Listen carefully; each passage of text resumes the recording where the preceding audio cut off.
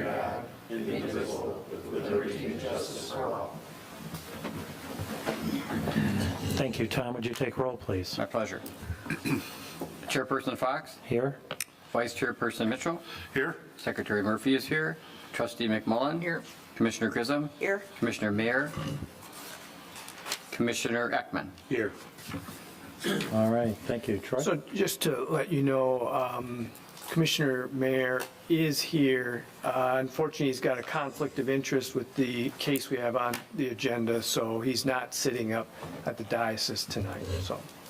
All right. Thank you very much. Next up, item 4, approval of our agenda. So moved. Support? A motion from Commissioner Grissom, second from Mitchell. Any changes? All those in favor say aye. Aye. Aye. Opposed, nay. Motion carries. Next up, approval of meeting minutes. Move to approve the Planning Commission regular meeting minutes of April 24th, 2025. Support. We have a motion from Mitchell, second from Ekman. Any changes to those minutes? All those in favor say aye. Aye. Opposed, nay. Motion carries. Next up, call of the public. There's one more meeting minutes from April 10th.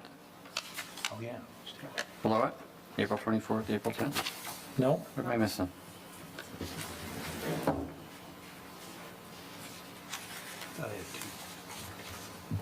I'm going by the agenda Out up of on the, order. yeah, I don't know. Okay, all right, Let's go with the one up on the wall. thank you. All right, item 6, call to the public. Anybody here for anything other than item 7A, now would be the time. If you're here for item 7A, we'll have that opportunity in a few moments. All right, let's move on to item 7. This is a public hearing. Give you a brief description how the meetings run in regards to a public hearing. In a moment, I'll open the public hearing itself. We'll turn the meeting over to our planning director, who will give us a brief overview and the process that we are in the middle of. Then we will ask the applicant to come up and give any presentation that they would like, any comments they would like to make. We'll then have them return to their seats. We'll invite the public up. Any comments they would like to be recorded and documented will be taken at that time. We'll close the public hearing, and then we'll have the applicant come back up. We'll do a review of a staff review letter that we have, and that conversation will take place between the applicant, the Planning Commission, and our planning director. So with that being said, at 7:03 p.m., I'm going to open the public hearing for the applicant M59 Property Ventures, LLC, tax ID number 4708-28-100-014. The applicant plans to develop the 29.85 acre site into a mixed-use development. And for the record, all public notice requirements for this public hearing have been met. So on to step 2, which would be turn the meeting over to Troy. Thank you. I'll try to give a brief overview of where this property is, a brief description of the project, and then the process that we're looking at. And to start off, as to where it's located, I'll use this zoning map with US 23 being a north and south highway here, and M59 being an east-west roadway here. And from that intersection, going west on M59 to the intersection with old US 23, it is this red property right here, which is about 30 acres in area, not far from the intersection of US 23 and M59. So this is the property that we're looking at. I'm going to pull up the site plan. Nope, I'm going to look at, nope, I must have closed out the plan. So I'll use the pattern book here. So this is the site plan. You have M59 at the top of the monitor and old 23 on the east side of the monitor. To the west is a private road that goes back to service. There's a property just immediately to the west of that that's owned by the LaFontaine Automotive Group. And then going further south on this drive is the Cheryl Stockwell School, just kind of off of what you can see. And this is a proposed mixed-use development, and it contains commercial up here along M59. There are proposed buildings here that are being depicted as kind of placeholders. There are no known tenants of these. These may not represent the actual building that's there. It's just designed to represent what could go there. This would just be commercial here, as well as commercial on Old 23 in this area, as well as even south on Old 23 in this area. So these are depicted as placeholder commercial, and then more in the center is an apartment complex. This is 168 units. There are 5 buildings for the apartments. There's an additional building for the clubhouse area here. So this is the project in its entirety, and I'll let the applicants get into the specific details on it, but this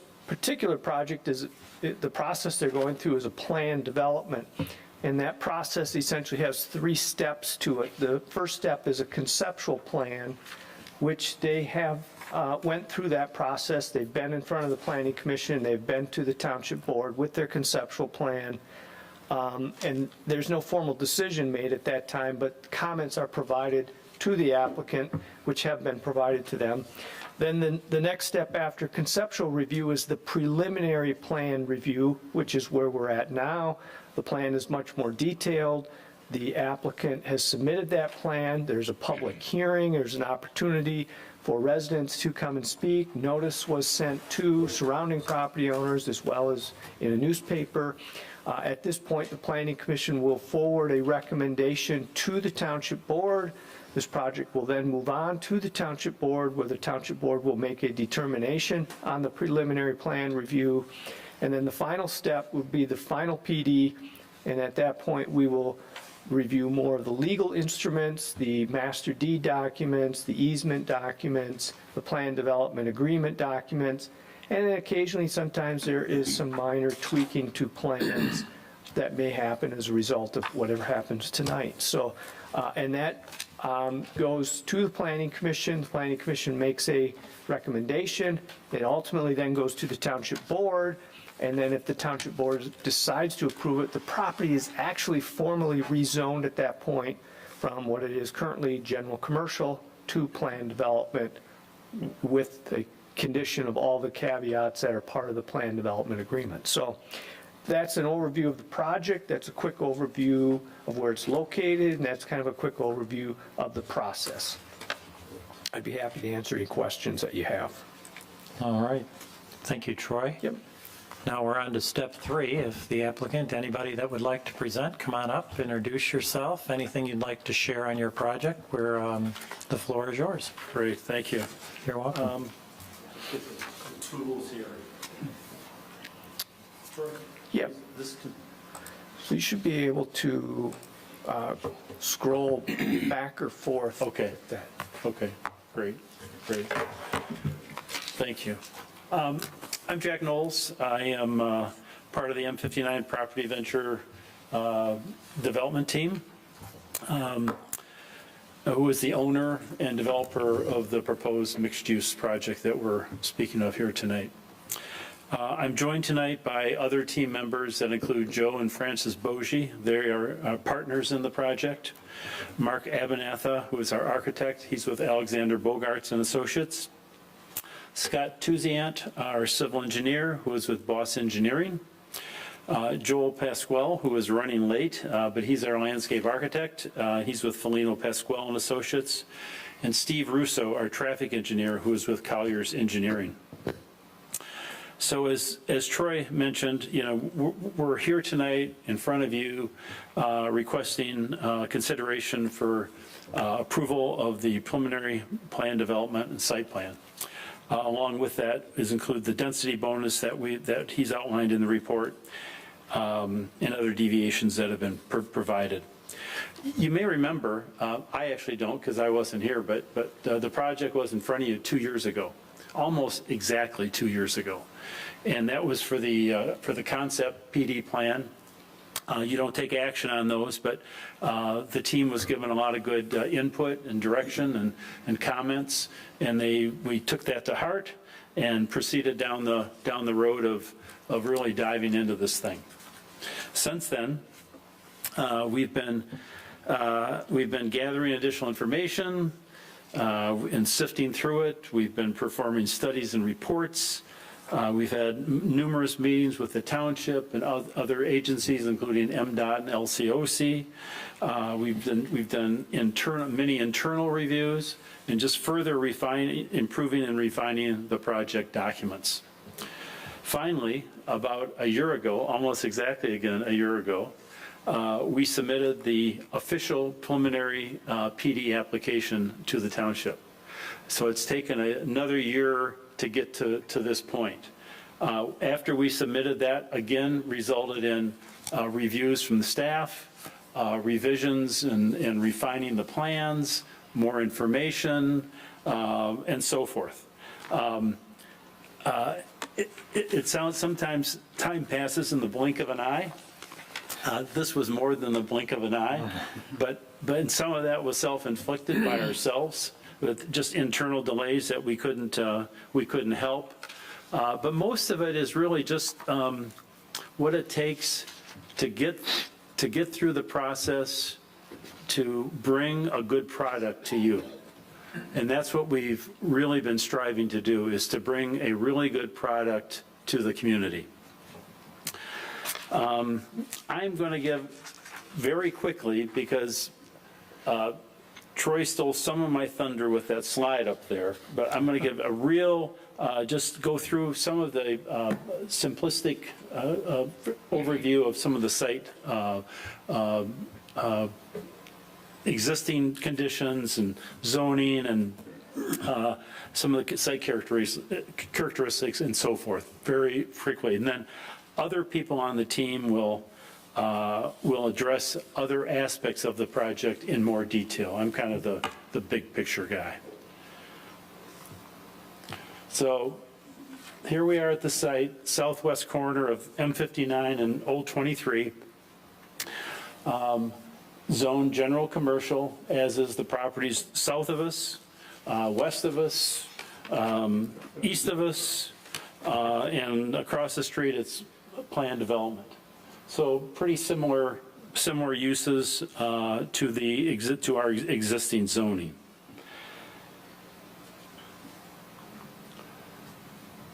Here we have the site.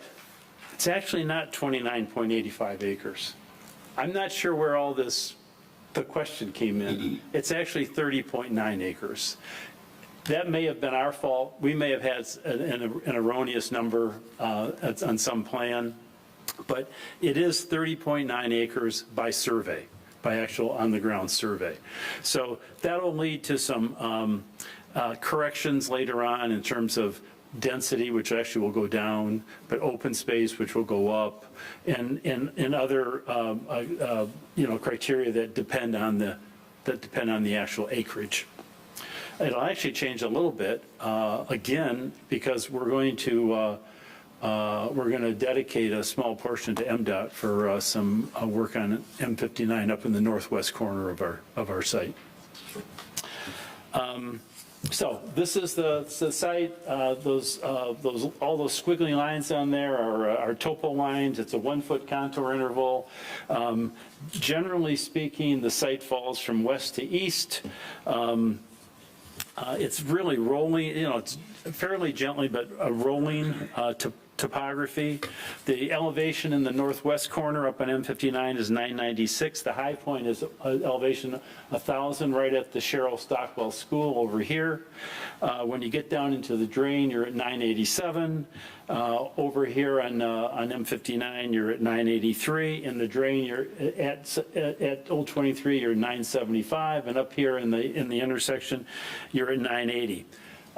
Generally, there's a drainage divide right through the middle of the site. So most of the north half is draining this way, and the south half is draining down toward the the drain, the creek, which is, an environmentally sensitive area. There are regulated wetlands. There's a fair amount of existing vegetation, and we're staying out of that as much as we can. We do have one small intrusion into it for some parking, but other than that, it's remaining intact. I have too many things to hold on to here. So this is just a slide to talk about general land use massing.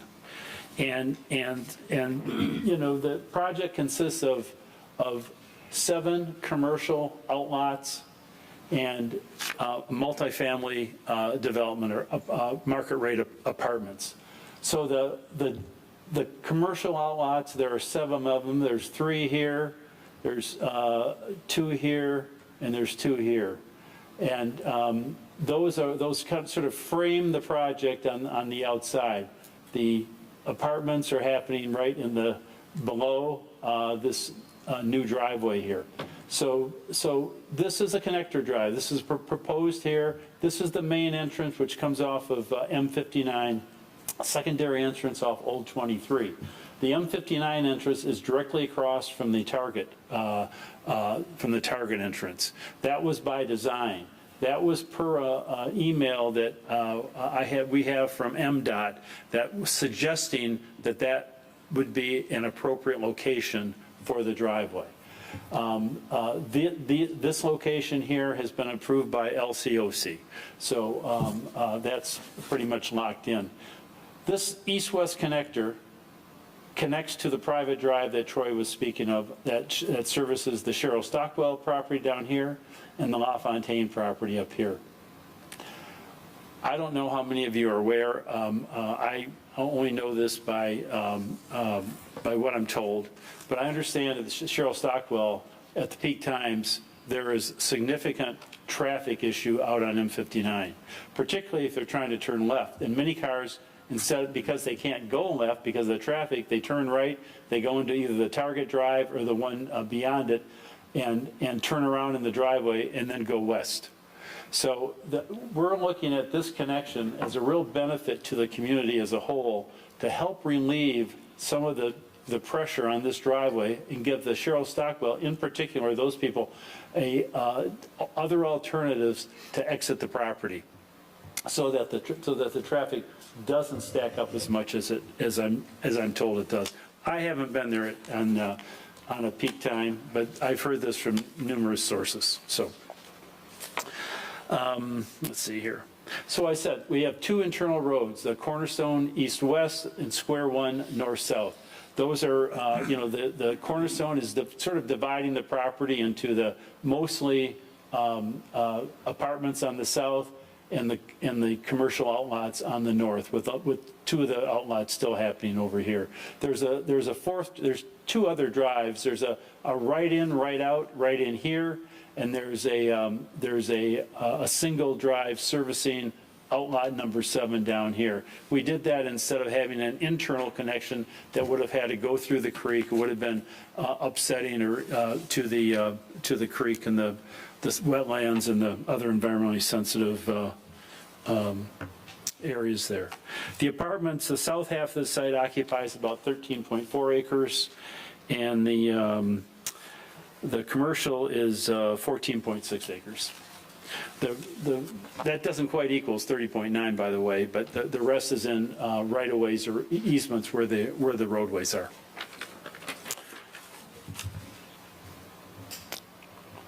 So, Troy has already talked about this, but this is the master overall site plan, and again, the commercial portion of this here and down here, these are placeholders, buildings. We show 3 sites in here, could be 2. This is going to be driven by the market. It's going to be driven by people that are interested in and what it's going to take to accommodate their use. So this is 3, could be 2, maybe 1. I doubt it, but we're showing what the maximum would be and that's 3 in that area. One of the nice things about having the driveway here, or the main entrance, is it kind of breaks up this commercial strip. So you don't have this all long, building after building after building after building commercial strip. It breaks it up into a couple different components. I think it's just, it makes for a nicer look. So we have talked, we have had some discussions with MDOT about a traffic signal at Square One. As I mentioned, it's directly across from Target. Makes a lot of sense in our opinion. We don't have any commitment yet. We're lobbying hard. We're trying to gather support, and but it remains to be seen, quite honestly. There has been pushback from MDOT, but we're still working at it. Hang on here. So, both the Square One and the Cornerstone intersect at a traffic circle. It isn't just any traffic circle. It's a highly embellished traffic circle. It really becomes a focal point, a point of reference. It's a traffic calming feature. It's gonna feature garden walls, significant landscaping, and there are 3 flags which sort of create the point of reference within it.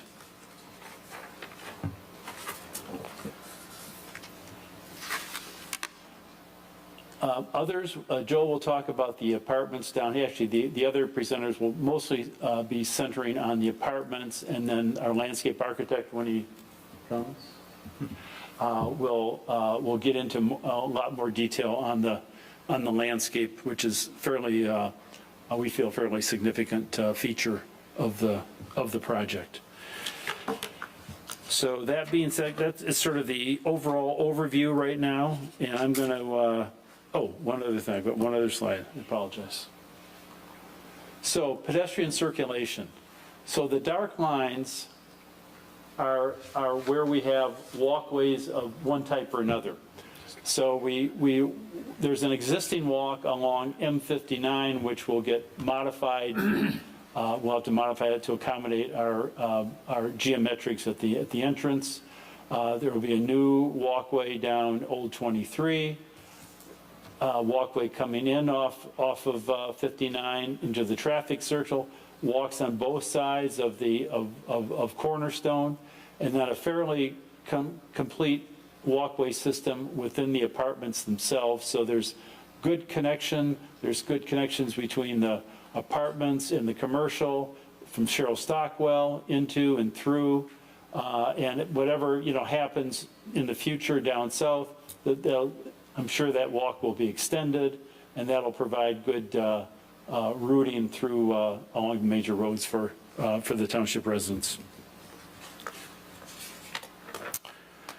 With that, I'm going to turn it over to Scott Tuziant, who is our civil engineer with Boss Engineering. Pointer. Please. Yeah. And yeah, to the right is good. Thank you. All right, hello. As Jack mentioned, I am Scott Tuziant with Boss Engineering. I'm going to be talking about just the pillars of the civil infrastructure today. I won't get into great detail. Jack actually stole a little bit of my first slide, talking about the road improvements and the site access. So as Jack mentioned, we do have 2 access points off of M59 on the north side. We got Square One Boulevard here, which is going to be a private road. And we have a right-in, right-out access point right at the outlot 4 and 5. One key component on M59 that hasn't been discussed yet is the extension of this right turn lane.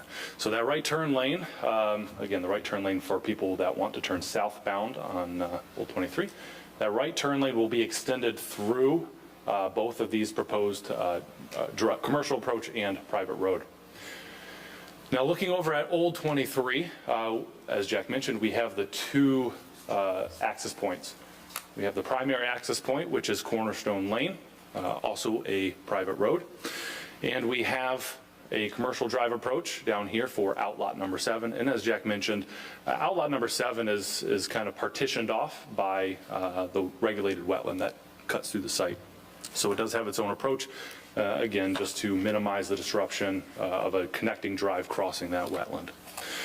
Again, on Old 23, there is another large public benefit that's going to be performed as part of this work, and it's the extension of a second southbound through lane. Okay, currently, you're all familiar, I'm sure. If you're in that northern lane, that second lane for cars turning southbound on Old 23, you're immediately forced to merge once you complete your turn movement. So because people know that, you develop your routines, and you tend to not use that lane, if you don't have to. So extending that second through lane about 800 feet to get past that second commercial approach, and then it'll taper back down to that single through lane that's currently there. Now, talking about the next key component, which would be the stormwater management system and the wetland and the relationship between the two. So a professional wetland delineation has been performed. And following up on that, Eagle has performed a level 3 WIP on the site and confirmed that what you see in green here is a regulated wetland, a little over 1.5 acres.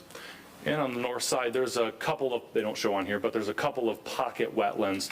Again, they help drain the northern part of the site and probably are being created naturally via the stormwater drainage off of M59 as well. Those are unregulated. So in talking about the regulated wetland, obviously the goal would be to minimize impact. So on the south side of the apartment component of this project, there is a series of retaining walls in order to stay out of the wetland as much as possible.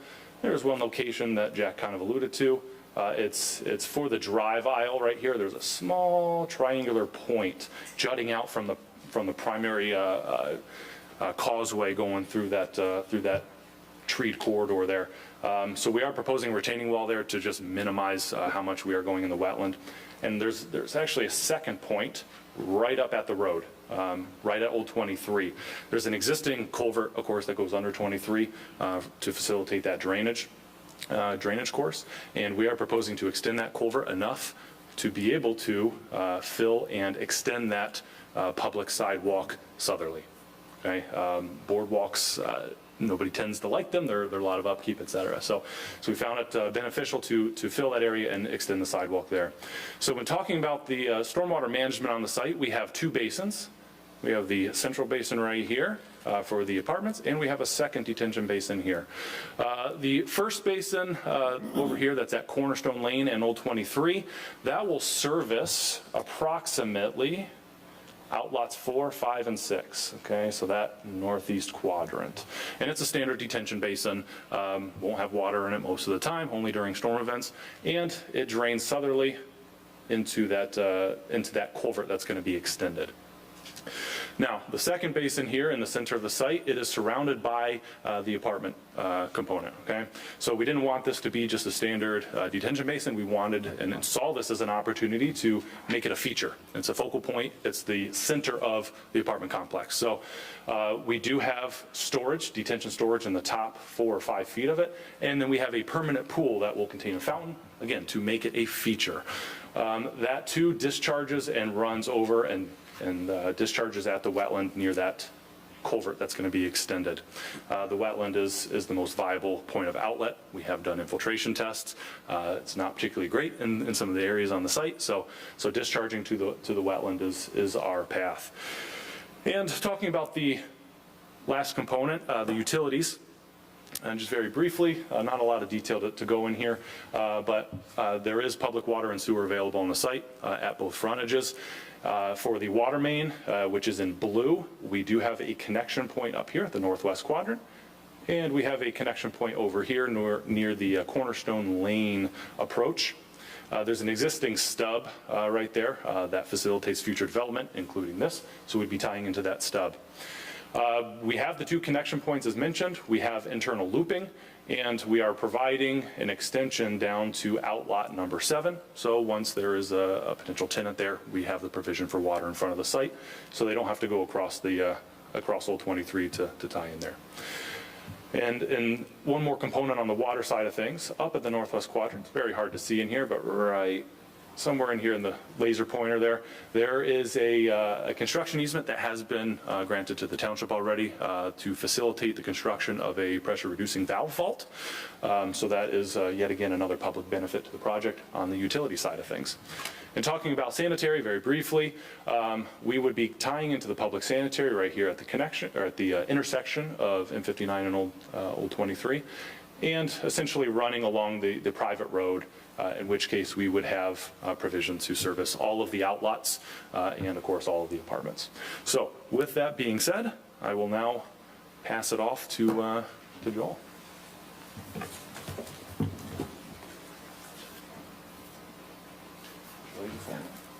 Here's the slide button. Good evening. My name is Filino Pasquale. I'm the landscape architect for Square One. Basically, in a nutshell, this proposed landscaping plan, I believe, really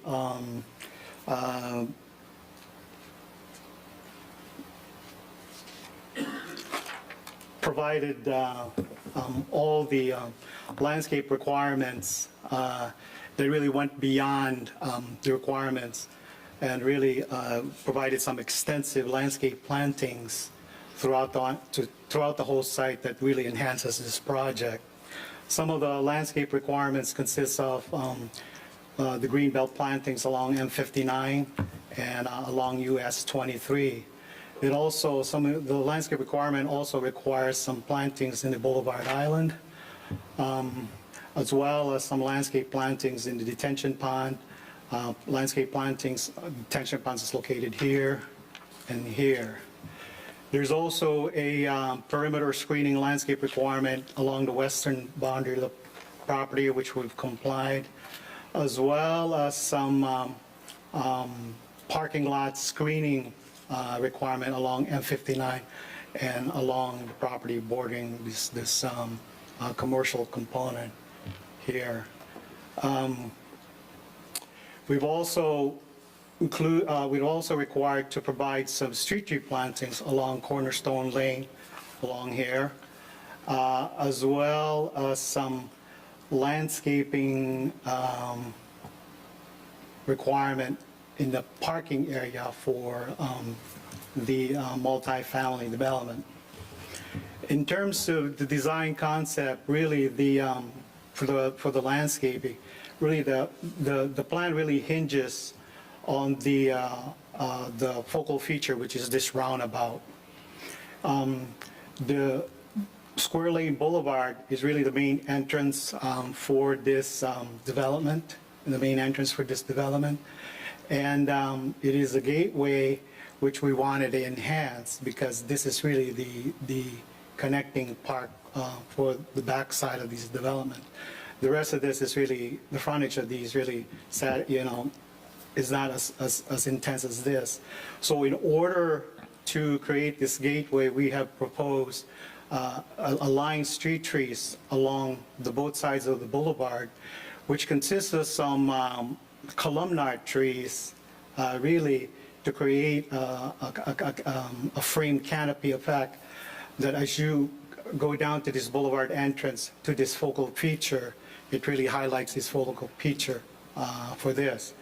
The same street tree plantings are also proposed along Cornerstone to this focal point feature to really enhance to create this visual vista to this focal point. In terms of some of the landscape enhancement that we provided over and beyond the landscape requirements, some of the landscape plantings we have provided included a extensive landscaping plan in the clubhouse facility. We provided some landscaping plan around the building foundation for the multifamily. We've provided extensive landscaping plan for the entrances of the multifamily.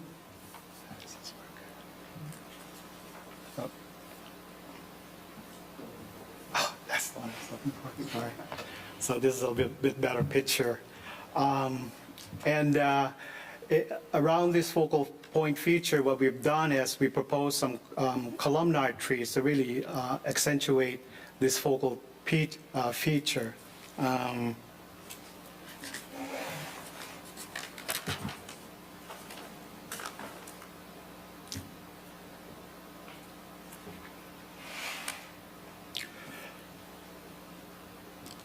We've also provided some extensive landscaping for this roundabout shown here. And also some supplemental plantings to highlight this roundabout, which includes some evergreen trees around this, as well as some ornamental trees around here. The roundabout, we are proposing 3 flagpoles. The code allows for 2 flagpoles, 20, I believe, 40 square feet. We are requesting a 3rd flagpole to balance this design here. And the 3rd flagpole consists of an American flag with a 60 square foot area. The roundabout feature really consists of, low wall and some landscaping, creating this really emphasizing this focal point. As you can see in the background, as you go down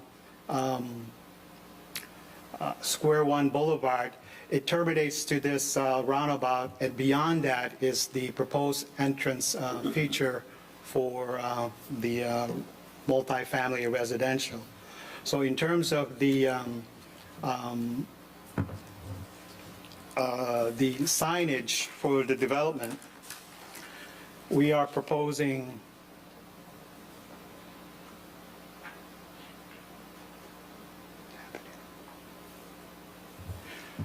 for the residential features, we are really proposing some large stone piers with some brick, stone walls where the signage are located. The signage are peg metals into the stone wall with some uplighting.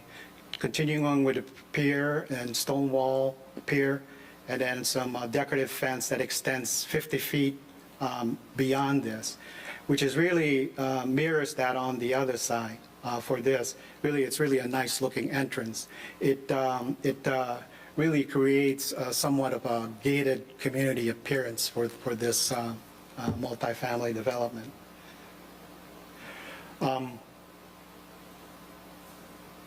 We're also proposing a development signage located at the southwest corner here and the southeast corner here of the project along M59.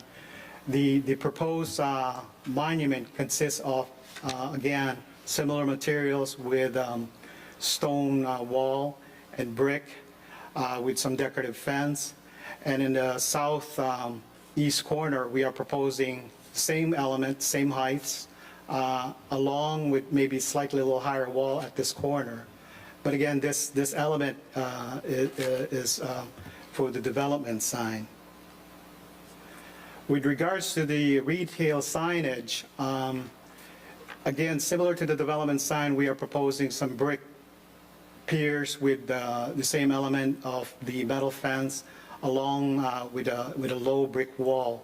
At the end of this wall, we are proposing a 10-foot, 6-foot sign panel that is multi-sign for the outlots for the retail and commercial component.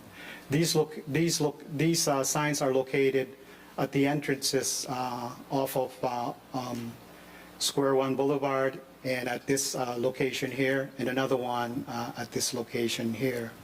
We're also proposing a fueling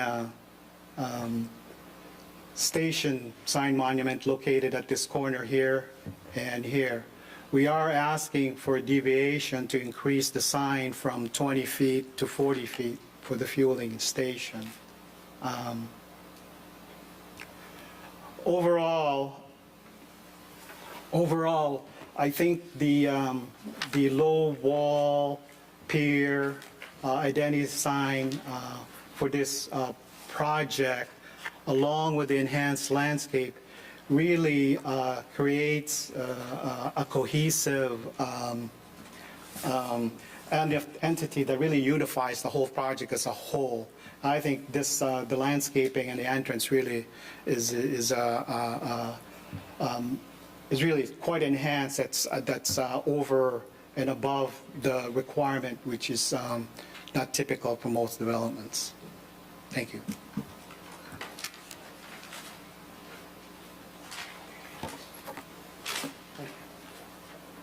Oh. Okay. All right. All right, my name is Joe Boji with Boji Development.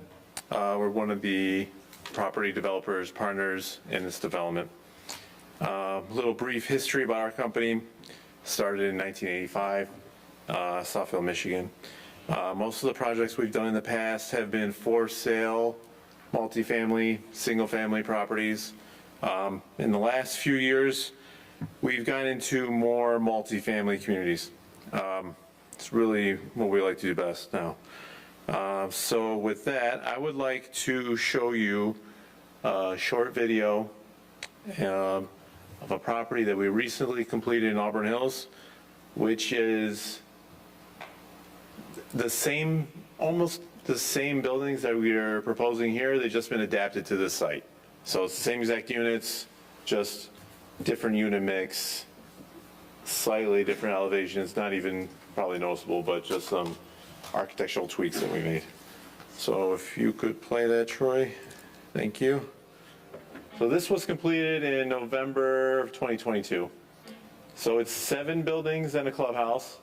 If you notice, there's no rooftop units on the roofs. So these are only vents and exhausts. You see the elevations are brick, stone, composite siding. It's a concrete composite siding. This is our entrance sign. It's called Fountain Circle Apartments. This is a typical 1-bedroom unit, the model unit. Ensuite bath with a walk-in closet and access from suite and from common area. All stainless steel appliances, granite countertops, in-unit washer and dryer, 40-gallon water heaters. Oh, actually 30-gallon water heaters. Full-size refrigerator, all full appliances, dishwasher, everything stainless steel.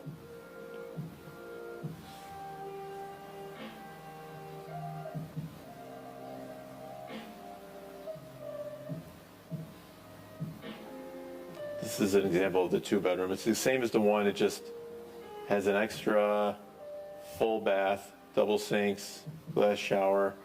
First floor units get a concrete patio, second floor units get a deck.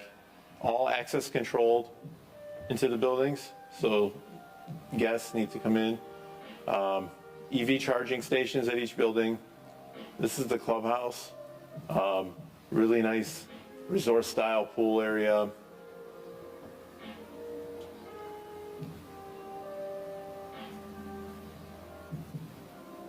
Barbecue, outdoor lanai, 2-way fireplace. And this is our clubhouse, actually award-winning for the design. A game room with shuffleboard, social area, nice TV, co-working areas, tables, kitchen with coffee bar, co-working and business center. The shuffleboard. Also has a full fitness center. Weights, and there's a yoga studio. Could be used for whatever. Dog wash, fully equipped. Wash, dry areas. This is our package delivery area. Has USPS and Amazon hub.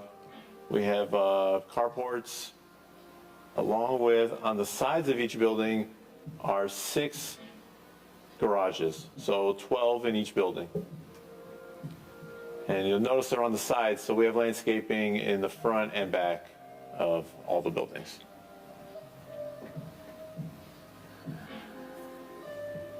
And then this is just an overview of downtown Auburn Hills and where the project is in the background in relation to this.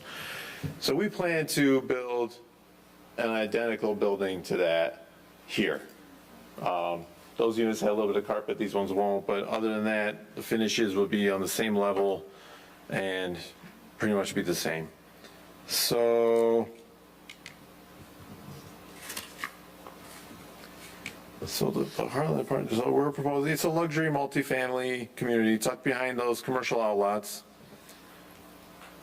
I didn't go.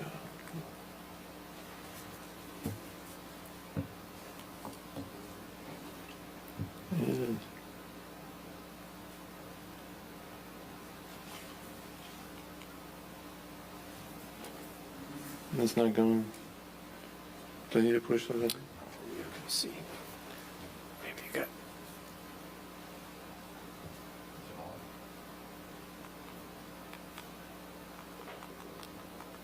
No, I'm not sure why it's not going.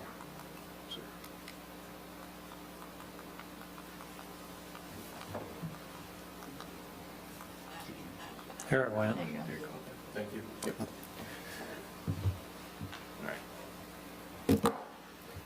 Okay, so we're proposing this to be a gated community because of this central drive that we have and all the retail. We want to keep the community more private for the residents, and we don't want to have traffic from the retail coming in. So there's an arm gate here and an arm gate right here, or yeah, around here. So you still have access from here to the leasing center. You don't have to come through the gate. For potential tenants, they can come right in, come into the leasing center, but other than that, we try and limit it to just tenants. And it's just an arm gate, so it's not a security gate or anything. You could go right through it with a baby stroller. Like, it's just to deter the traffic from coming in. So the site generally is 5 residential buildings and a clubhouse. Clubhouse amenities will include large social room, kitchen, bar area with coffee station, and that area will also have direct access to outdoor spaces.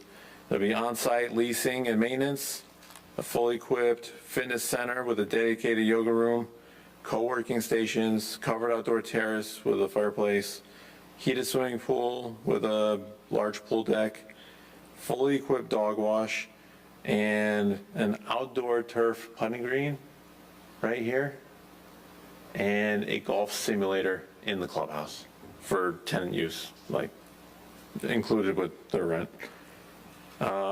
In the units, we're proposing stainless steel appliances, solid surface countertops throughout, LVT flooring throughout, central heating and cooling, in-unit washer and dryer. So the site will have, each building will have 12 garages, so 60 garages in total.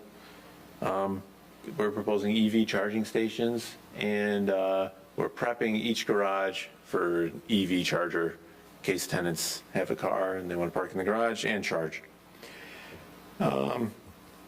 These are market rate apartments. We are proposing a top of the line, top of market development, and we expect to get top of market rents. We're proposing to start at a 1-bedroom, 1-bath. It's about 817 square feet, about $1,600 a month. The 2-bedroom would be about $2,150, and there is a 3-bedroom. It'd be about $2,900. So in total, just the residential portion of this project is about a $30 million investment in Heartland Township, and the overall, with all the retail outlets, will be in excess of $50 million in investment in Heartland Township. So with that, I will turn it over to Mark, our architect, and he will go into greater detail about these beautiful buildings. Oh, you can go through this one. What do we just go Just to the right. to the right? Yeah.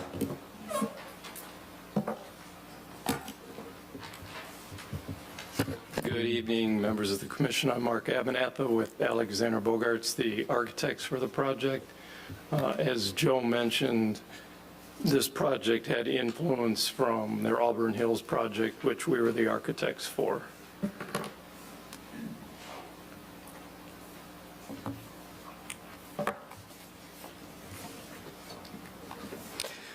I just want to mention right off the bat that we're extremely excited about the project. You've seen between the slides from the original project and the landscaping that Joel went through and all of the public benefits that Scott and Jack went through, that this is a tremendous investment and a lot of thought has gone into the project, not only from a site standpoint, landscape, how the site is serviced, but also the architecture for the project. These buildings right now that you're looking at are the apartments. Basically, we have three different building types. We have a 100 building, which has 27 units in it. We have a two-bedroom that has 34 units in it. And we have a 300 that has 36 units in it for a total of 169 units.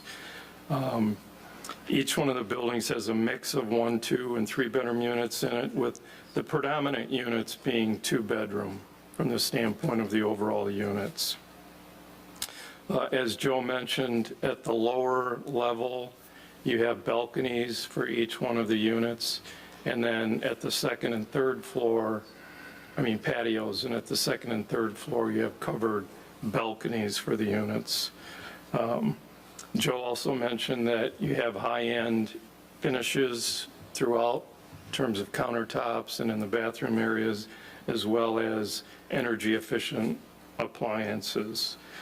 I'm going to show you how the buildings function.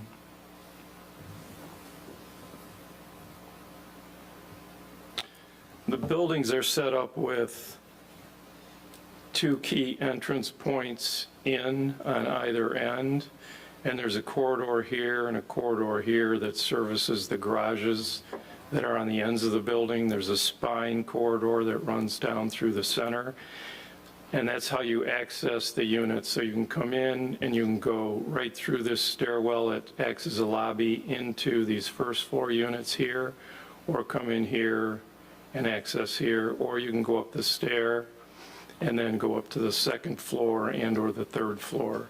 On this end of the building, we have mail and package storage areas, and on this end of the building, we have for rent storage areas. So if you have a bike or other extra storage, you can have that and rent that area.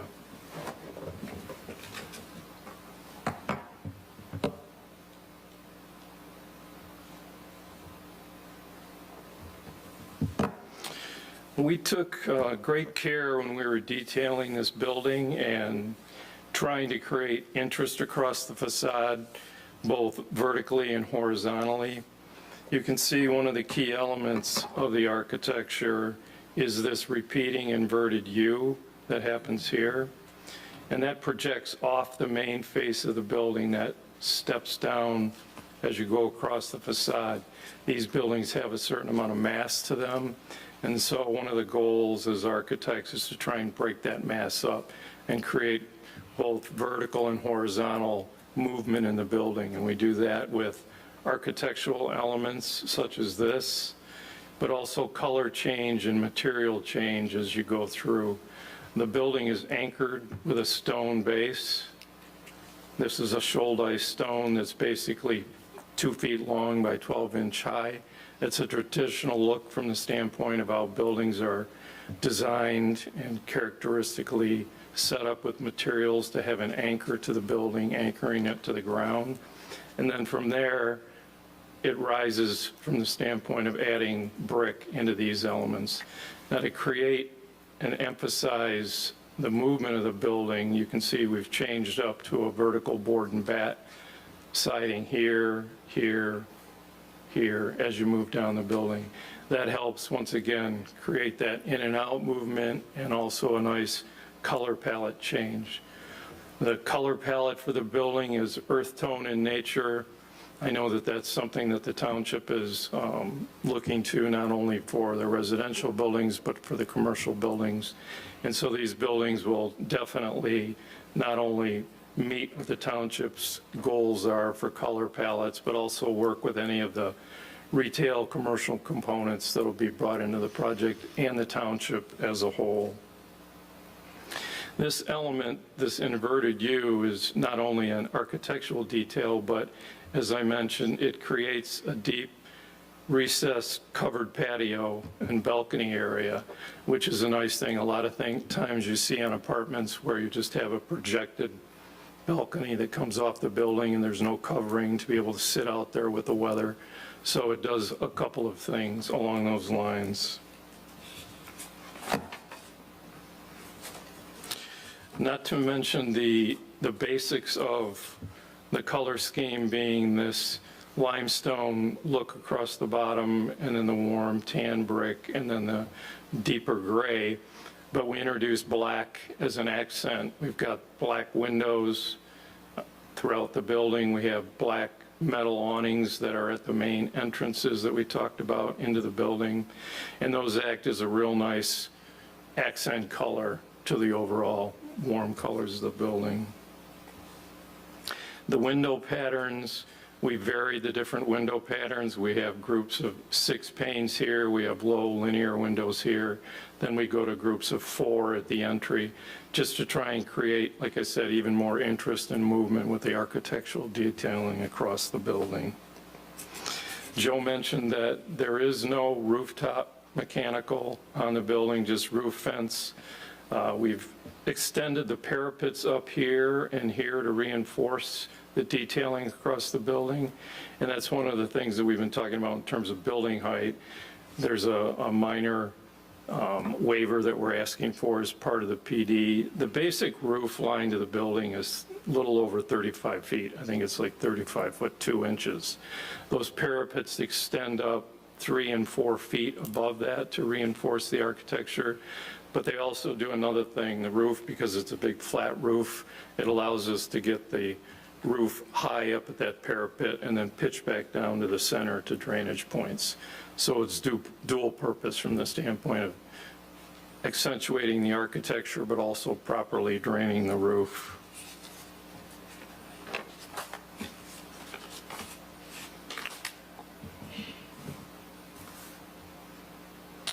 The community building, as was mentioned with the roundabout and the entrance into the project, this was specifically put where it was shown on the site plan because it's a focal point.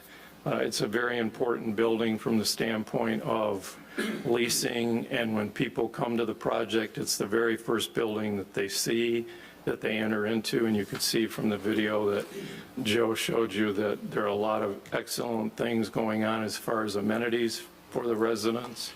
But it also is the first, when you approach the project and go into it and go in and leasing, you start to imagine yourself living there and the things that you can use and the amenities that are going to be in it. So it's a key, and that's why it was located where it was.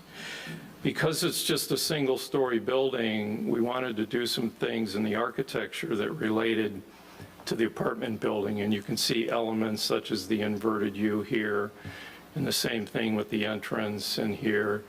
We played with materials. Obviously, this has the limestone and brought that up into the entrance, but you can see that limestone peeking through as you go through the, once again, anchoring the building, then back to the brick elements. And rather than having the horizontal darker gray on this building, vertical, we went to a horizontal white that kind of keyed into the limestone that relates to some of the design elements, just to change up the interest and more identify it as a focal point or as a different building.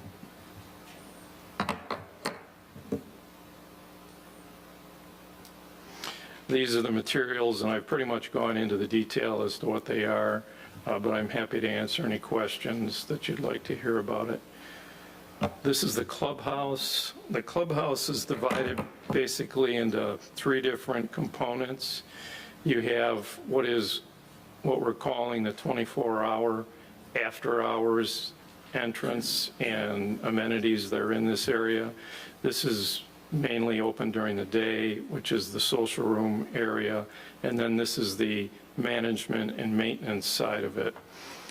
As you come into the building, this is a large social room, and the views through this large social room go out to a covered terrace, and then from there, your view goes out to the pool, and you can see that happening here. So as I mentioned, the drama and the things that happen that were done for a reason, not only for the people to enjoy the space itself, but when you walk in and your first impression of the building is to look into this large social room and through this and out to the pool. It's very eye-catching, and there's a lot of drama that takes place.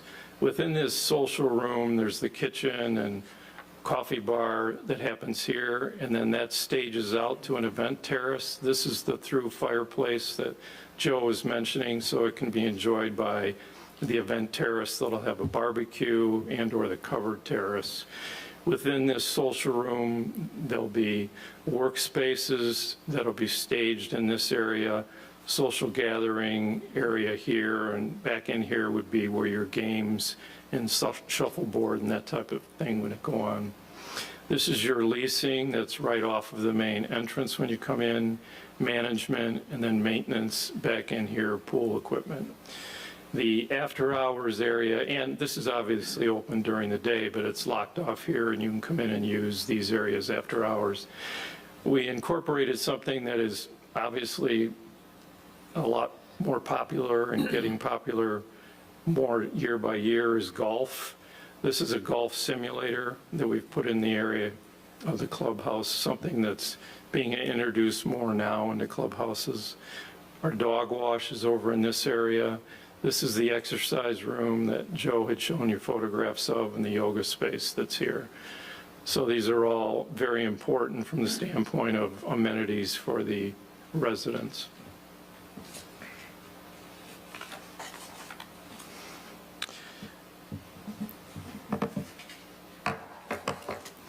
Basically, that's it from the standpoint of the architectural presentation, but once again, I just think that this, as Joe had mentioned, is a first-class, top-of-the-line architectural and overall landscaped project, and just going to be a luxury community for the community itself and anybody that lives here. So I'm happy to answer any other architectural questions you have, and I'm sure the team is as well.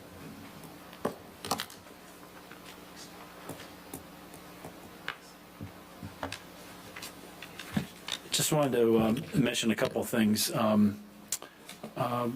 Part also tied into the height variance request is the fact that we have 9-foot ceilings. So that adds to the height of the overall height of the building and necessitates the variance. We did some preliminary calculations on tax impact. And as vacant land, it's currently generating about $57,000 in annual tax. Upon completion of the development, it'll be 20 times that. It'll be over $1 million in tax revenue for the township, at least by our calculations. Whoops. So in trying to wrap this up, you know, this is really planned as a thoughtfully designed multi-use project that provides better land use and a less dense alternative than a strictly single-use, intense commercial alternative, which is permitted under your current zoning ordinance. In fact, we provided a conceptual plan of what could happen on the property. We called it the big box alternative. I think it was 120,000 square foot big box and a number of outlots also. This alternative, our alternative is less traffic. We feel it's a much nicer project for the township. It's the mixed use component of it, one sort of feeds off the other. Certainly the no pun intended, but the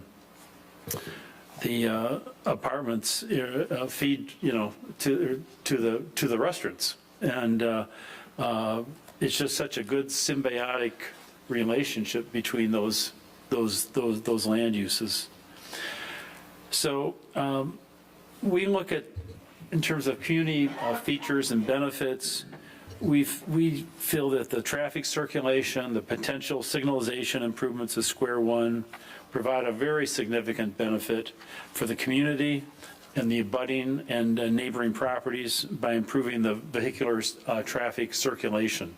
Certainly the additional outlets for Cheryl Stockwell and to a lesser degree the La Fontaine property, and I understand that property may be changing in the future. That certainly provides other outlets other than having to use that existing driveway and trying to deal with M59, particularly if you're going left. The greater tax revenue. I mentioned this development will generate significantly less traffic, particularly in the PM peak hour time. The road improvements that were outlined to improve the traffic circulation on at the intersection of 59 and Old 23. We're dedicating land to MDOT for an extension of the M59 right-of-way in the northwest corner of our property.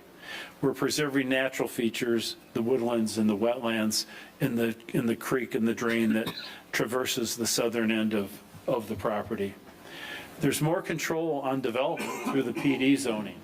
I think everything that's presented here tonight just sort of, it represents the culmination, and I know we're not done yet, but certainly a lot of work has gone in to get to where we are tonight. Multiple plan revisions that we all feel have made this a better project. And a lot of that is due to the PD zoning and trying to make this body appreciate what's gone into this, and hopefully you feel like we feel. Additional commercial and retail options for your residents through the commercial outlots, and certainly the opportunity for a very upscale housing option for people that are seeking that type of rental housing. And we feel those are all great benefits for the community. So that wraps up our presentation, and we're happy to try and address any questions that you may have. All right, thank you, all of you, very, very much. We appreciated that.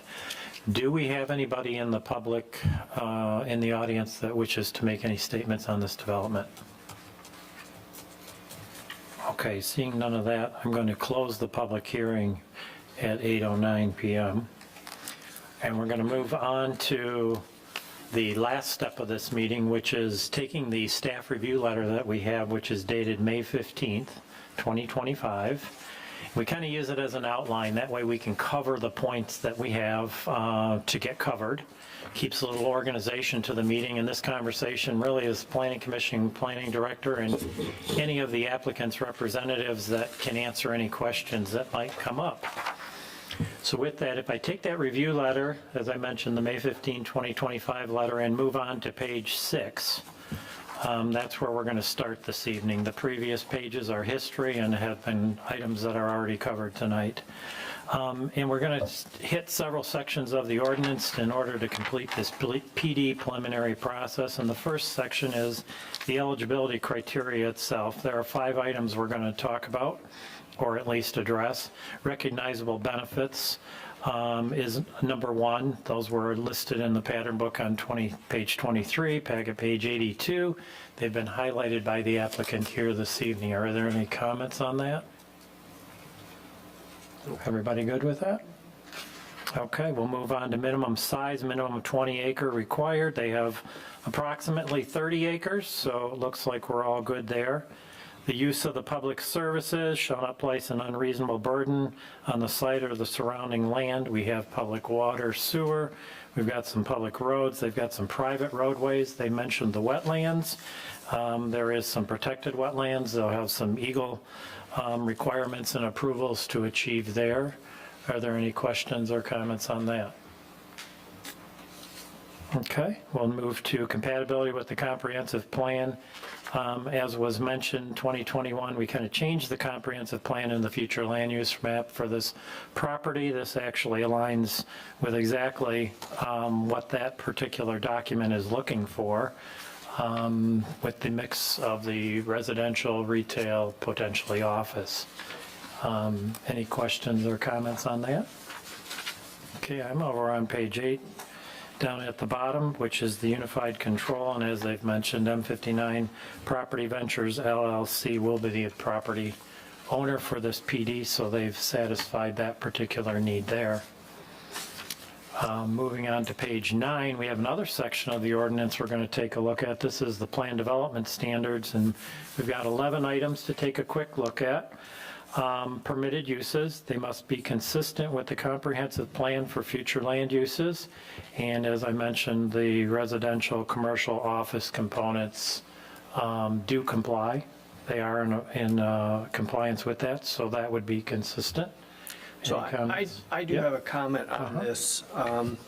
It's easy to get focused on the apartment portion of it, but I would like to just draw attention on the pattern book on page 24. So bear with me here. 25.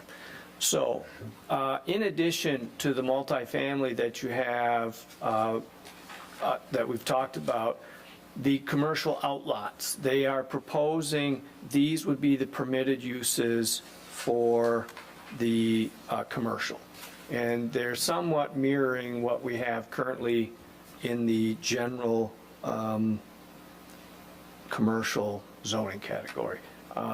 So just wanted to draw that to your attention. Not that I've got any concerns or anything, I just want to make sure you're aware of that part of it. Troy, on those uses, that all of them would of course require approval, being it's a PD, correct or not? Yeah, so when one of those outlots comes in, that'll be a site plan that would come here before you. We would then look at, well, is that permitted per this PD? And if it were, then they'd have a site plan that they would have here in front of the Planning Commission. Thank you. Any other questions on that? Okay. Residential density. Actually, Troy, you might as well just keep talking. What else can you offer us there? So, in general, how you calculate density for these planned developments is you have to defer to the comprehensive development plan. And you have to look up what is a future land use map designate this property as, and in this case, it's special planning area. You have to look at, well, what does that special planning area have for a density? And our special planning area, in fact, all of them have 4 units per acre. So in this case, you essentially take 30 acres times 4, and then that gets you to 120 units. The PD ordinance itself provides for a bonus, and that is in addition to what is shown on the comprehensive development plan. It allows up to 40%, which is the additional 48 units, and that brings us to 168 units. They're actually proposing 169. The 169th would be a show place available for display or to present to people. I would also just point out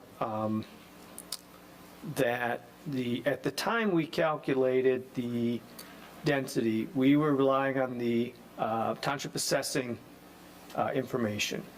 And at the time that they came in for the concept review, we were still relying for the most part on that size. It's really kind of near the tail end, we got the survey from them that indicates it's 30.95 acres. That might adjust the density slightly for them to pick up a couple more units. However, this plan doesn't show any of that, but just to give you a heads up that they're probably a couple units under what that maximum might be. Great. Does anybody have any questions for Troy on the density? Everybody good with that? Design details, pattern book must be provided. It is, and actually most of the color slides that were shown this evening are direct pages out of the pattern book, and you all have a copy of it. So I'm on page 10 now, minimum yard requirements. Looks like where required or where pertinent, they are complying with all minimum yard setbacks and requirements that we have. Distances between buildings, we're focusing on the side yard setbacks, minimum of the 10 feet. We can see that they're far exceeding those with their minimum at 59 feet and their maximum at 204 feet, an assortment of numbers in between. So any questions on the setbacks? Okay, let's move on over to page 11. Troy, I think this would be a good one for you. Building height. So this is a case where we had this ordinance with a maximum height of 35 feet. It's been in place for a long time. I believe at that time that was kind of the limitations of what the Heartland Deerfield Fire Authority had with their equipment and how high they could reach. Since that time, we've actually had a couple of buildings. I put together a little list I can maybe show you. So this is just a little spreadsheet to outline some of the other buildings that we've had. We have a climate-controlled self-storage building that hasn't been built yet, but has gone through the plan development, and that has a 40-foot height. We have the Pearl Senior Apartment Building. This is on M59 near the Heritage Park. That has 41 feet 4 inches. Imagine Theater.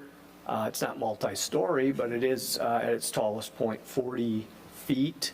And the Black Rock Fountain Square has at its tallest point of 36 feet. And then even Rural King / Walmart at its highest point is 40 feet. Now this figure is going to kind of the highest point of a parapet wall or apparatus or something, and then you can see right here is square one, which would be at 39 feet 2 inches. So they're requesting a waiver to exceed that 35 feet, but I also wanted to point out that we do have other buildings in the township that now that the fire authority has different equipment, that we have wavered from that in the past. Okay, good with that down here? Good. Everybody down here? Yeah. Okay, we're good there. Parking and loading, required by ordinance, 378 spaces. They're providing 384. Note there the 10 by 20 foot space that we've been seeing in the township. So they are exceeding the number. Any comments on parking? Everybody good? Landscaping is going to come just in a little bit when we get to the actual site plan review portion. Troy, you want to touch on number 9, open space for us real quick? Yeah, I'm going to go to the civil plans. I think it's page 8. I'm not sure if I'm going to find it. I might have gone past it. So they've provided us a plan that identified the open space. I'm struggling to find it here, but it generally our plan developments are required to have 25% open space. And of the 25% open space, 10% of that is supposed to be usable open space. And in this case, they have 28.7% of the site is open space. However, they only have 6.4% as usable. And they have a plan that I'm just struggling at getting it. Here it is, There you right go. here. It's labeled as 8, but an up here. Anyway, so just to make sure you're clear that the open space that we've got is of this entire project, the 30 acres. So you have, they're identifying they're usable with this cross-hatching configuration, and then the other areas with a different cross-hatching configuration of their open space. So it's a slight reduction on the usable, but keep in mind that the project is 30 acres. The apartment complex is only 13 and a half, if I call it that, 13.4. So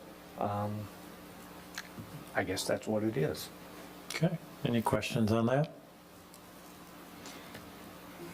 Everybody pretty much good with that? Yeah. Good down here? Okay. Yes. Yes, absolutely. You did get it, though. No, that's okay. But- Never mind, no.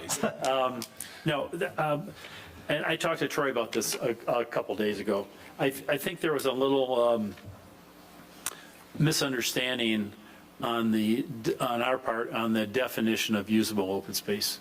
And the way it was looked at was where it was more or less defined as for a specific purpose in one sense. But like up here on the, I was going over there and point. I can almost reach it. But like this is the dog run, this area around it, which is just open lawn, which could be used for Frisbee, could be used for a lot of things, that was not counted. So as usable. So we went back and did a new calculation, Okay. and it came out to be about 3.81 acres. So I just, it's fine, I appreciate you guys Oh, yeah. buying into the other, but I wanted you to know that we weren't quite straight on the definition of it when we first did the plans, and that's where we are now. Okay. So now it's even better. Everybody still good? Still good. Perfect. Troy, natural features. You want to touch on that one for us, number 10? Yep. I'm going to go up to, I think this plan will work. I'm going to use this one. So this is the property, again, just for bearings, M59 at the top and Old 23 on the west side. And you can see here on the northwest corner is a wetland, and then in the north central area is another wetland, and then in the northeast is a third wetland, and then kind of in the southern portion is a wetland here. So they have had a consultant out on the site, and also Eagle, and these three up here have been determined to be not regulated wetlands. This one has been determined to be a regulated wetland, and then there's also in the southern portion of this is kind of a wooded or woodland area that they are preserving. And as they mentioned in their presentation, there's this little point here where they would be proposing to fill that. That'll require a permit from the state of Michigan Eagle Department. And then they had also mentioned where they are to do the sidewalk, you're faced with having to boardwalk that or to fill it with a culvert, and they're proposing the fill with a culvert that'll also require a permit from Eagle. And then they are very close in a couple spots. And just a reminder that if the guy driving the bulldozer is not always as concerned about that, but if they do any other work beyond what they've identified, that's Eagle. That's not a township issue, and they, just to make sure they're aware of that. Okay. Any questions or comments on that for Troy or the applicant? Okay, let's move on over to page 13, sidewalks and pedestrian access. Troy, this is probably another good one for you with Yeah, I'm going your to screen there. to the pattern book, page 8. Sorry, here it is. So this plan, and they showed it, this is their sidewalk and pedestrian plan for this development. I think it, for the most part, kind of speaks for themselves, and they've kind of went through it. I don't think I need to highlight anything else, but just to let you know, this is what they are proposing. Any questions or comments on that? So yes, I do. I have, I guess, questions. It would be on the west side of Square One Boulevard. There is a, I'll just say a lack or absence of sidewalk from M59 to the circle. And then south of that, between Cornerstone, on the east side of Square One, between Cornerstone and maybe it's called Avenue Circle, there's also a lack of sidewalk. And I'm curious. Is that in this area here? Correct, exactly right, yeah, Okay. followed along good, Troy. So I'm just curious, it's so, everything is so symmetric, especially in the approach and, you know, approaching the circle and the flags, and it's kind of stunning, right, the whole area. But what I'd like to, I'm just kind of curious if that was a consideration for sidewalks in those two areas.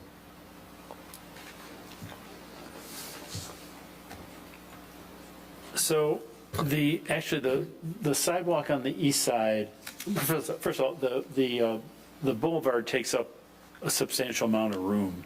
So it's crowding us on our, basically on the easement width for the drive.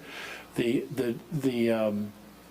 sidewalk on the east side is actually partially in an easement over the adjacent outlot. We were trying to really avoid that on the other side if we could, just to have maximum flexibility in the outlots. But that was the reasoning behind it. And that would be the reasoning between M59 and Cornerstone Lane? Or Yeah. that particular area? Yeah. So we do pay special attention to being a walkable community. Sure. And any additional opportunities, not just for safety, but for, you know, for pedestrians to stroll about and go back and forth for the businesses is something that catches my eye pretty much very often. And would that be the same then, Jack, on the south side between Cornerstone and Avenue? On the east side there's also, yeah, that segment. Yeah, I believe it would there. Zoom. Yeah,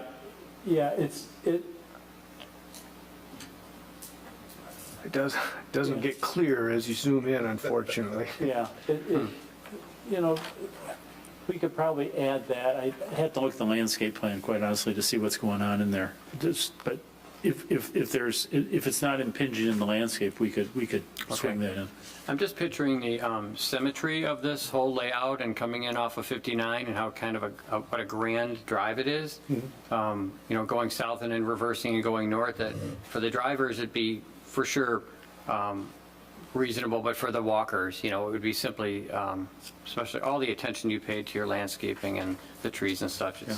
So anyway, just a comment Okay. on that. Thank you. Yeah, we'll take another look at it. All right. Okay. Thank you.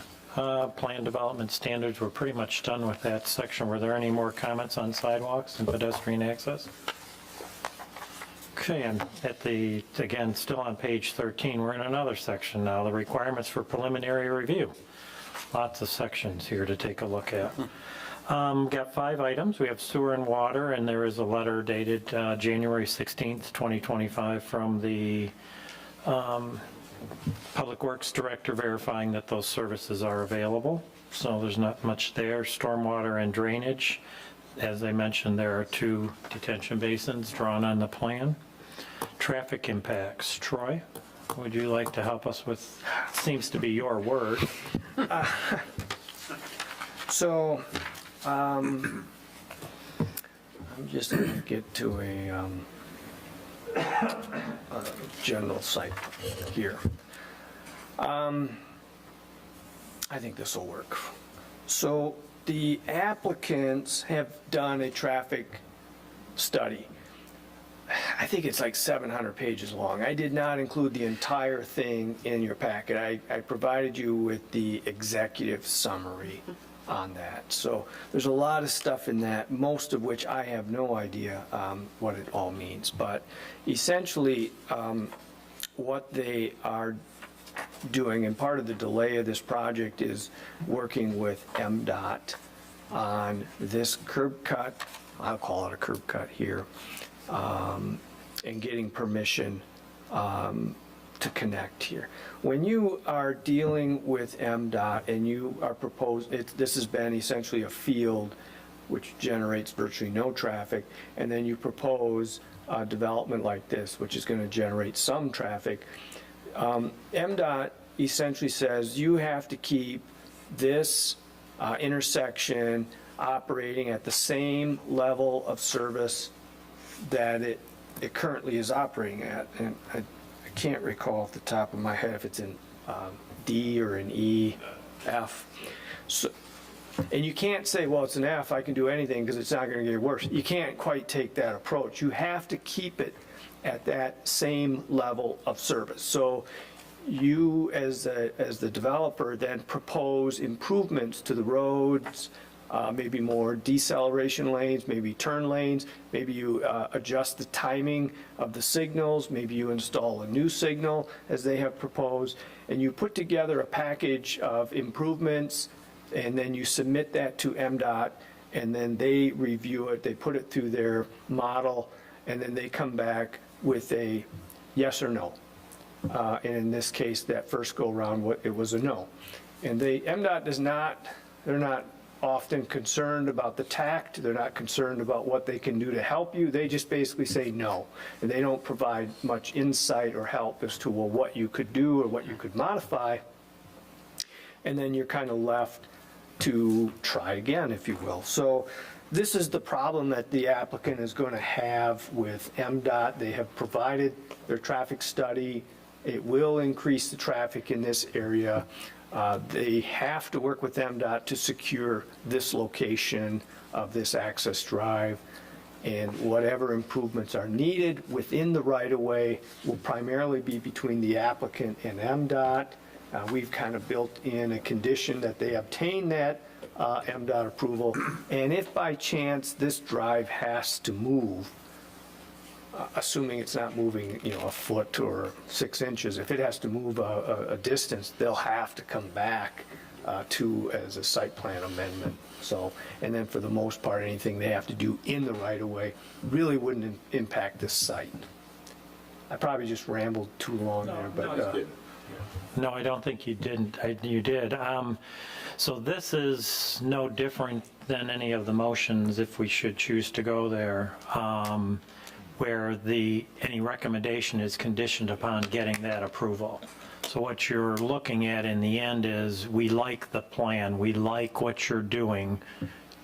We know we have to go out and finish our work. We've got drain commissioner to deal with, county road, we've got Eagle, we've got MDOT, we've got this, that, and the other thing to get done. But if we get all of that in place and get those approvals from all those agencies, the township is fine with this plan. And if this plan changes, they have to come back to us for the changes. That's what this is about. And that's the traffic not being resolved 100% as of today. And then you have a letter from the Livingston County Road Commission accepting this location of this access as well as this location for Outlot 7. The improvements that we heard of an additional lane, that will require a permit from the Livingston County Road. I'm not sure they're going to object to that, but My understanding, because this whole old 23 was just recently improved. And at the time, before this development even occurred, at that time, it was my understanding that northbound 23 required 2 left turn lanes to go west on M59. That didn't, even though they improved it, that they didn't do that. So this is already kind of an underperforming intersection. That's my term, underperforming. That's not a true traffic engineering term. That's just kind of my thoughts. But anything that is done will probably help, even though they've got the additional traffic that they're adding. So if that So- helps. Any questions on the traffic at this point? So if I understand the comment correctly, the access to M59, which is being shown on this print, is not guaranteed by MDOT? No.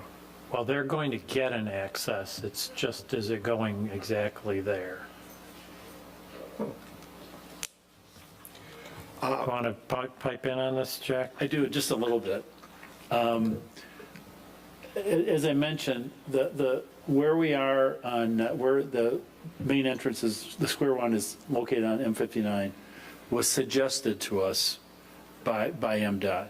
It was not an approval, it was not say it must go here, but since it was directly across from the target driveway, and they're concerned about left turn conflicts, it makes sense to have it where it is. Part of the issue with the traffic light is the proximity to the old 23 intersection. They feel it's too close. Well, if the driveway, take the light out of it, if the driveway goes any closer to old 23, they're not going to let us have a full access driveway. That's why we have a right in, right out over by where the service station may go. If it goes any further west, it's going to get too close to the Cheryl Stockwell driveway. It's going to cause proximity problems with that driveway. So where else is it going to go?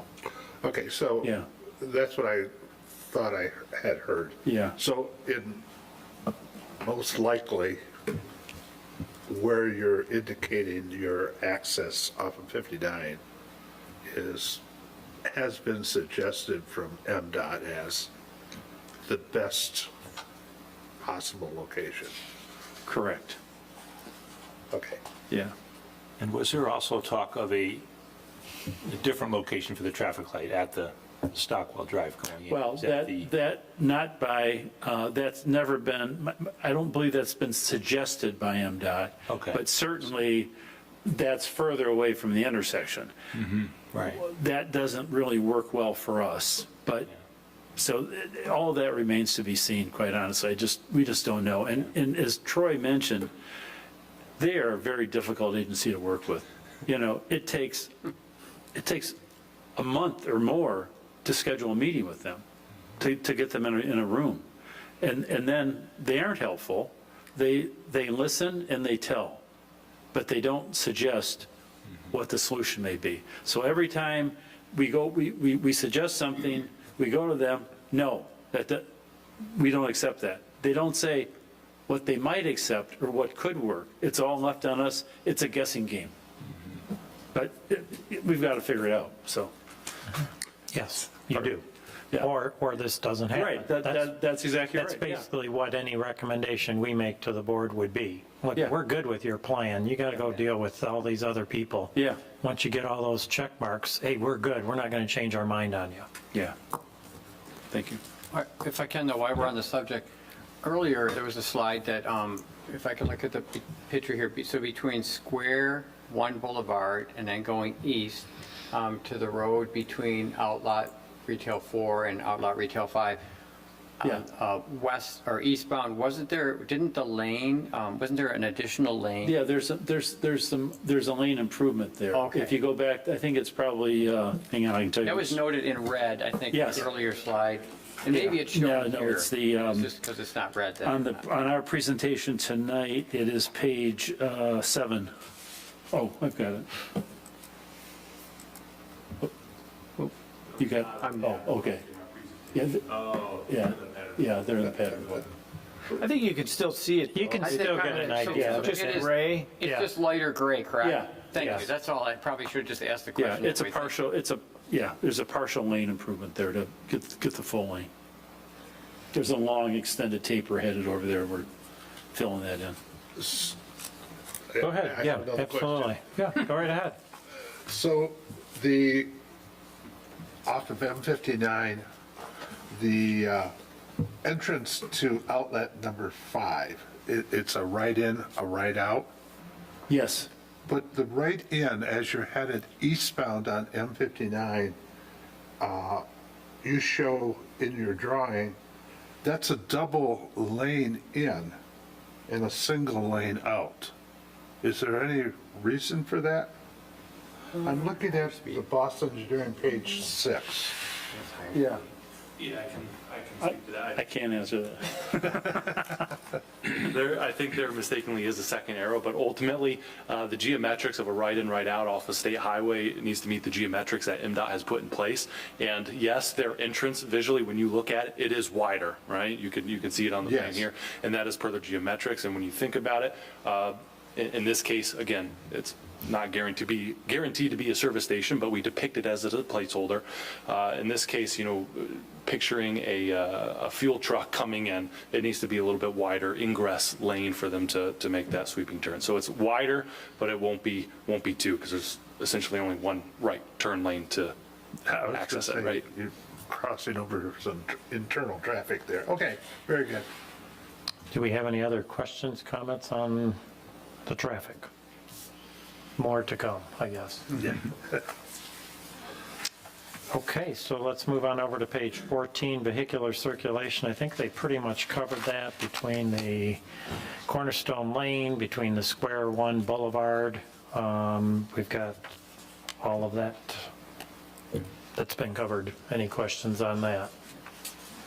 So moving on over to page 15, fiscal impacts. They also provided that information during their presentation. Did anybody have any questions or comments on any of the information they provided in writing and/or this evening? Okay, so now we're on the site plan requirements. I think this is the last section. This would be what the things that we would look at in a traditional site plan review. They've covered a lot of this.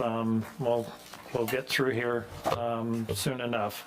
Dumpster enclosures are going to match the buildings. We all know their materials need to be according to what the construction of the building is. We see they're meeting those requirements. The next item, off-street parking, we already mentioned that, 378 required, 384 provided. They are the 10 by 20 foot space.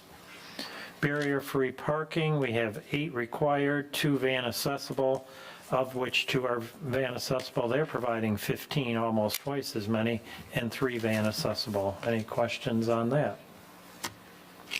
Okay. Loading space, we don't typically deal with those in our residential developments, as noted. And landscaping. There's just a lot of landscaping on this site. Sue, would you like to maybe just bring a few highlights up of some areas versus go through this Yeah. page by page? Sure, do my best. First off, I think it's just a great project. I think you've gone above and beyond. We're really lucky. That frontage, that consistency that you talked about by having the walls, the fencing, that unified look is really going to pull things together. So, we're thrilled to see that. I'm not going to go into the gory detail, as Larry said, of all the comments, I'm just going to kind of go through it just kind of lightly, but if you have any questions. So first off, just kind of as a nutshell, looking at the planning department's comments, they said there's some, discrepancies in some counts and labeling. So if you guys agree just to work that through with the planning department, I think you can make it. I don't know if there's any stoppers there where you saw any comment that you're like, we can't overcome this, but that's just a general comment. Then there's some comments on this where they're leaving it to us to decide if we agree or not. So I'm just going to address some of those. First off, let's see, on US 23, the green belt, you wanted to use some evergreen trees in place of canopy trees, which I think is fine. So, you know, that was a question, and I think it's fine. It makes sense where you put them. Those narrow trees that you mentioned in your presentation, driving down kind of the boulevard. First off, the boulevard road is narrower, right? So it's not the full width, so the narrow trees seem appropriate because you've got the canopy on the side, the narrow in the middle, so I think that's a great idea. So I'm fine with that. One thing I wasn't clear is coming in on the Square One Boulevard, coming in from Highland Road, on your way to the median, on the west side, you've got 3 evergreen trees kind of interrupting that. That just seemed odd to me since everything is so, just curious about that. So part of the reasoning there is there's a drive-through being proposed right there. So part of it is to deflect the car stop parking for the drive-through. Now, there's, I guess that's suggested. It's not to say that that can't be converted to, you know, canopy tree to be consistent in the approach. Right. So- Yeah, you've got kind of the low shrubs and the Right, trees. right. So I guess just let's see how that evolves as you figure it out, because that just kind of is a weird interruption. I know. Okay. So, Yeah, it's not a big deal. Either way it works. It just was a comment because everything is just so, very formal. yes. Okay, so that was a question there. There's comments from the planning department about if you're clear along the public roadways, you've got to screen your parking lot with the evergreen hedge. So with that comment, we've done that along Highland Road. I think she's referring to the outlot, western outlot right there. That's really, you know, I guess we can go either way. My thought to that is that that's a secondary road. That's not really, you know, in terms of screening the parking lot. I just feel that, you know, just a mixture of deciduous trees seems to be fitting more appropriate than just an evergreen hedge there, I guess. I think in height, it can create more height. Some of the evergreens, shrubs that we're proposing are densiformis. Yep, I saw that. And I guess I was looking at something that was more height substantial. It's not to say we can't convert it, but I guess that was my design idea. Sure. Our approach to it. I appreciate So- the diversity, what you've got, I agree. I guess when I'm looking along like Highland Road though, like I see you've got like it's like the privet. Yes. So in terms of the design of that, what we propose is there are some of these wall features. Behind that is Okay. the privet Okay. along the fences, and as that fence feature ends, then we created that hedgerow of evergreen trees Yeah. for the screening of the parks. So the intent is where the wall's located is to deflect some of the plantings with higher plantings, some Sure. privets and hydrangeas and things like that. And then the evergreen hedge kind of connects everything Sure it does. from one structure to the next structure. And also in between that, you will see that I also broke that evergreen hedge with some ornamental grasses and some flowering so that it's not just one Straight linear, shot to right. provide some So- interest. I know that one of the comments was regarding the deficiency of the street canopy trees along M59. Again, part of the reason in the deficiency of that is that in terms of spacing, we are trying to continue to create this uniform spacing, but with the utilities that's running through that, really it becomes, really kind of hard to maintain that 30-foot spacing. Sure. So some of the deficiencies we are requesting, if it's, I'm assuming it's okay with you guys, that could be placed elsewhere in the sites which we provided in terms of the requirement for the plantings along M59. Right. You know, we can. In terms of the quantity, Sure. we provide it elsewhere. For example, like that roundabout, we planted, I think, 8 evergreen trees around there to frame Yes, that roundabout. sure. Those are over and above, Yes.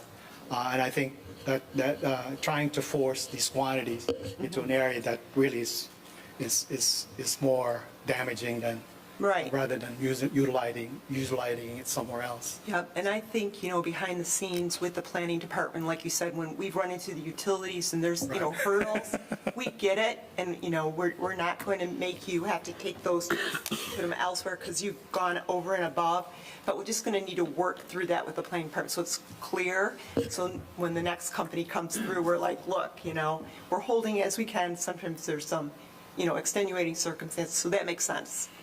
Okay, what else? Separate median.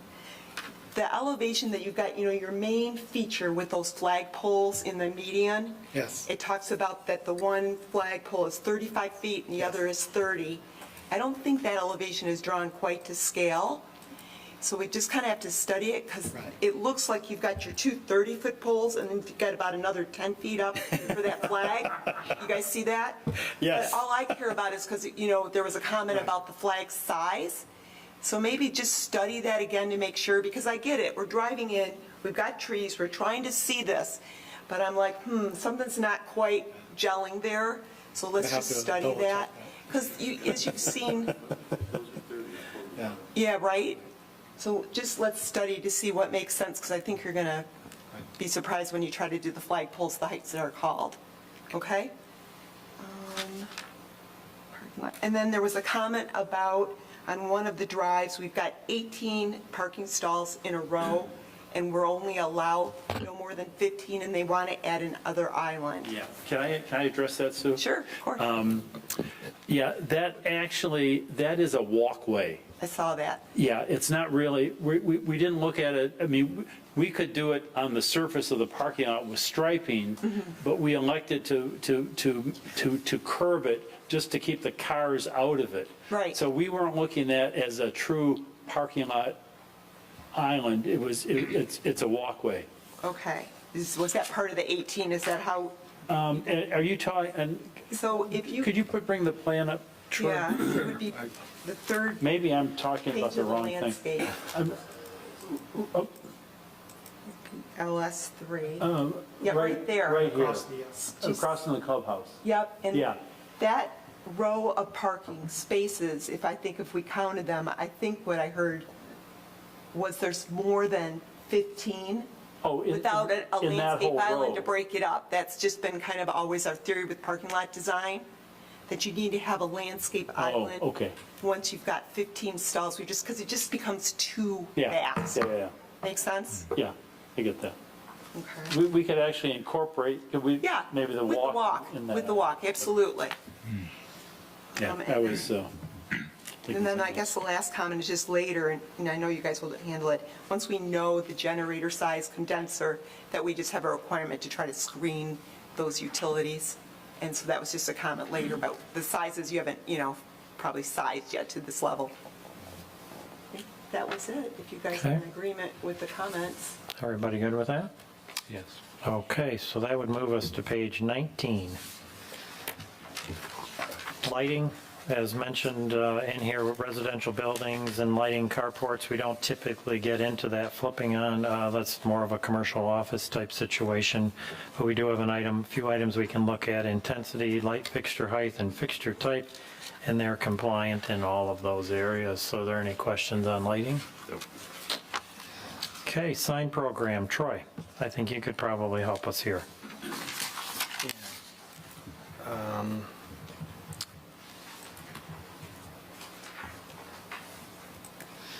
Okay. So they kind of outlined their signs, just to kind of go over them. They are proposing these decorative wall features on M59 in a couple of locations, and then at the corner, as well as on Old 23, and then also at the entrance to the, internally on the property at the entrance of the apartment complex. And then they also have some monument signs, and we've just outlined how many of those there are.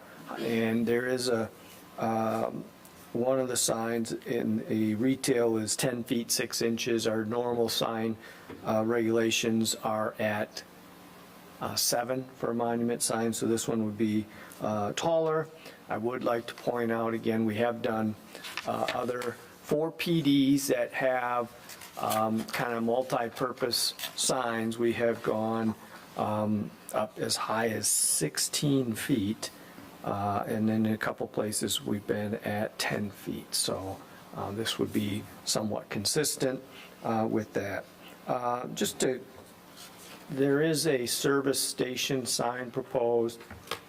Just to give you a heads up, don't guarantee that service station will be there. It's shown as a service station, and they have a sign for kind of that, but just in case it's not a service station, just make sure you're thinking of that as well. I would just look at that as a sign. Forget about what's on the inside of it, just it would be a sign.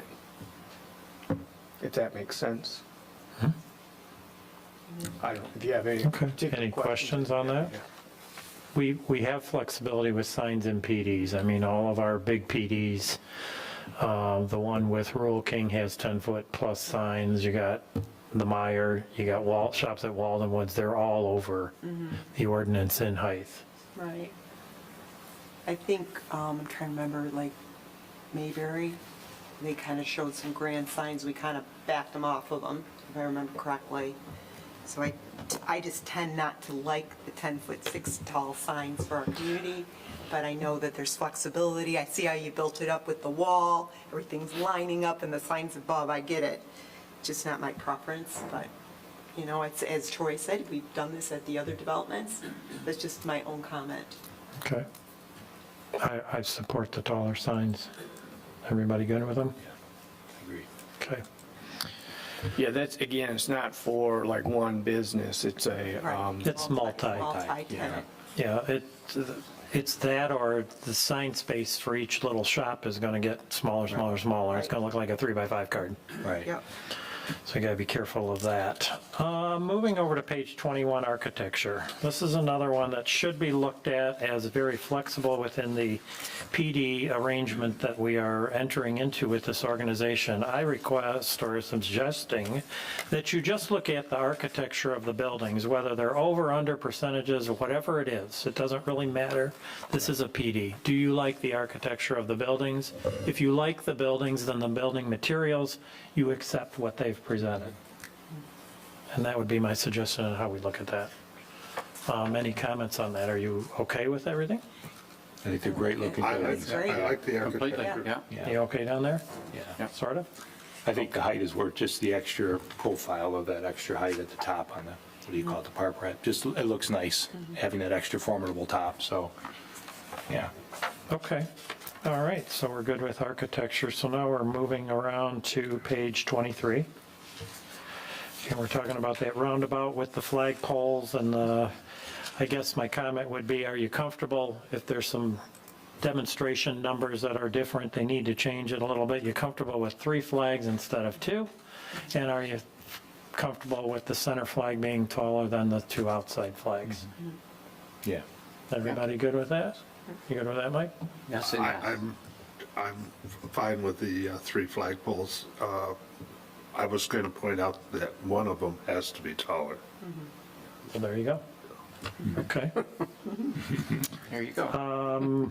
So no other zoning ordinance requirements, standards to comply with. We've got DPW letters, engineers letters, fire authority letters. And now, any other questions, comments, anything, Jack, anything you'd like to add, or anybody from your team? Yes. With regards to the flags and the, whoever pointed out the flag height issue, I can't remember who. So, Our detailed. given that, and she's absolutely right, we'd like to make the center flag a little taller. Would ya? Maybe 45, something like that, if that's amenable to the board. Is that fine with you guys? Completely, yeah. Yes, Yeah, should that's be. fine. Should be, Okay. yeah. Yeah. Well, that's We'll where- look at it, what's kind of proportional to the other, just to make it look good, but I would think 45 probably would be a max. That would be the max, but we'll adjust it accordingly. Yeah, just in case- maybe just share it with us. Just in case 35. Right. Might Yeah. want to have some cushion. I understand. Yeah, just maybe just share it with us later. Yeah, Because sure. we've got a couple flags in this community that are giant. So we just want to make sure things are We're right. not Bell Tire. I'm sure there's probably a proportion that the Yes. flags, the size of the flags are appropriate depending Yeah. on the spacing, so they don't bump into each Yeah, other, you know, exactly, yeah. kind of basic. Yeah, Right. thank you. Absolutely. So now, any other questions, comments you might have that either we covered too quickly, didn't cover at all? I would say that, yeah, I have a question or a comment regarding that was probably covered too clearly, and that would be that for the EV charging stations. What is the thought, and one per building? In our Auburn Hills property, there are 2 ports per building, and then every garage is prepped so that you can add EV charging in each garage. And are you finding for those tenants that that's sufficient? Yeah, they are underutilized, Yeah. yeah. But, As they are many places, Yeah, for sure, yeah, yeah, I just didn't, I probably missed the detail, thank you. yeah. No, people move in and out, you never know who's coming, who's going, so it's good to have them there. Can I ask just a question on that EV parking? What happens if a Ford F-350 diesel parks in that spot? Do you tow it out of there, or is it allowed to just park there? How would that? It is, And it has no township regulation? yeah, Just kinda it's curious how you- dedicated to EVs, but I don't know if the management company tows them, or I doubt it, but it's just a courtesy to your neighbors, I guess. Well, there's plenty of parking. You know, yeah. Yeah. In your Auburn Hills facility, was there any concern with having a charging station inside the garage? No, Well, they're not putting them in, they're just wiring them for them. we're wiring for them so that in the future we could add them. It's the e-bikes we're worried about. Oh, you're talking about like catching fire? Fire. Yeah, I mean, I would say the majority of chargers are inside of garages, Yeah. like generally. And it seems like that's a manufacturer's issue when they have, like, there were some companies that had that warning to not park inside of the garage, and hopefully they heed to that. Until those, because there were some fire issues early on. Right, that's Yeah, what That's what my I concern thought, is. Mike, you might be, yeah. Okay. All the public chargers are outside in the parking lot. Yeah. Any questions, comments? Anything down here? Anything to add? You want general Summer? comments? Yeah, you can say anything. I think Summer's got I just something. think it's a beautiful project. I'm really impressed with it. I do like mixed over, a big box store. We could have had IKEA there, and then we'd be assembling furniture every night. So this is a good alternative. And you don't think about high-end rentals, that we have a lot of recent developments that came in that are really on the lower end. So this kind of has a nice balance, I think, in terms of what's available in the township. So I just want to compliment you on the cosmetic looks of it and just the whole layout. I think it looks really good. Okay. Summer, do you want to add something? Yeah, it looks like the dog park's a little small. That's how we have that area around it. Oh,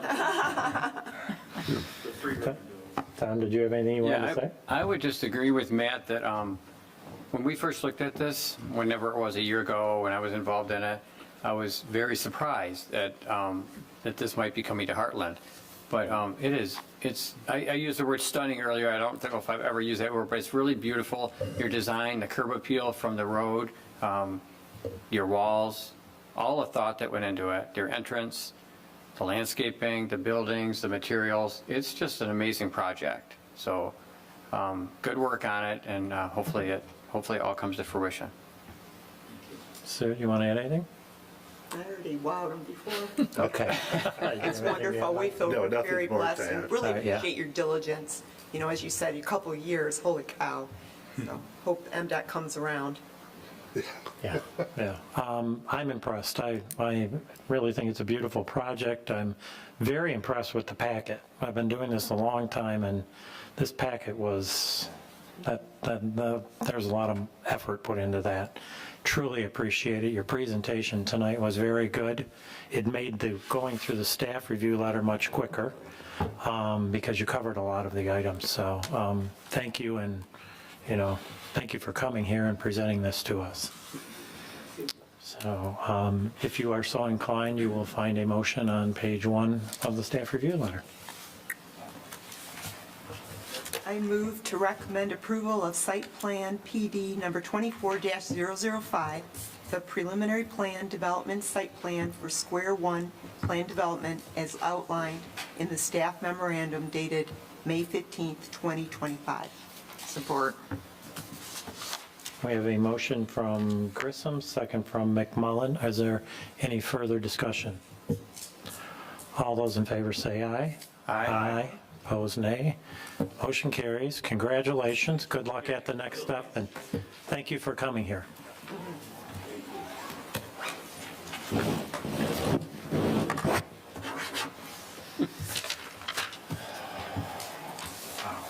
I don't think we have any public left. So Troy, we're going to move to your planner report. I just have a 6-hour dissertation. I have no comments. Committee reports, comments, anybody? All right, motion to I adjourn. have a quick comment. Yes, ma'am. Is anything going to happen with the discussion on chickens? Backyard chickens. We had that letter last time, and I just wondered if we were That'd be a question for going him. to work that in somewhere. I don't know what we could do, but I thought it was a well-written letter and brought up good points. Oh, that's a good point. Anytime a resident writes a letter to the planning commission about, hey, I'd like to see an ordinance change or a modification, the planning commission can defer that to the ordinance review committee, can examine it, the planning commission can ignore it, the planning commission can respond in whatever way it feels is appropriate. I think if what you're asking is to have this go to the ordinance review committee, I would just ask you to, present that to the rest of the planning commission, and if they agree, we can proceed with it. Is it something that the township board looks at first before it goes to the? I think the board primarily says, you guys handle that, planning commission, and when you prepare something, we'll look at what you I prepare. just wonder if we had anything else we could couple it with, because it does seem like, kind of a small issue to go all through this ordinance review committee. Well, we did a whole ordinance for a pool in the front yard of lake property, so don't think of it as being too small. If you feel it's important, then it's worth doing. Is it something that can be addressed at the planning commission meeting only? Is it something that could be proposed and addressed, or does it really need to go to OCR? I think you never know all the issues, and I think it's probably better To look at to, dive into it, wrestle with it, and sort through the issues, and then present something to the planning commission. Or could it be done in a work session? Well, that's always possible, but again, it sometimes helps to kind of flush it out a little bit. Sometimes things that seem simple, turns out they're not as simple as they seem. But we do seem to be moving in a direction where people are more interested in local food, local farming. That's kind of a thing, especially with the election and a different type of a different type of administration. There's more push getting away from corporate farming. I think people are thinking a lot about it more than they ever have. So I would, if it's a matter of motion, I would like to make a motion that we pursue it with the ordinance review committee to look at it and make perhaps any associated animals that would be, looking at reviewing the whole policy of animals in suburban residential, particularly I think we were dealing with, right? We don't need to deal with. Yeah, because I think they weren't in the CA zoning, so this is kind of a question of opening that up to other zoning, single-family type categories. So we don't really, just nod of the head, good? Yep. Well, I'm fine if you guys want to take a look at it. I think it's something that should be explored. You guys good with that? I agree. Okay, yeah, let's do that. Okay. Anybody else, anything? Okay, if not, we need a motion to adjourn. Move to adjourn. Support? Mitchell and Murphy, all those in favor say aye. Aye. Opposed, nay, motion carries. Thank you and good night. did that once. Yeah. I did that once. Stay here for who knows how long. Right. Sad too long. Yeah, enjoy that.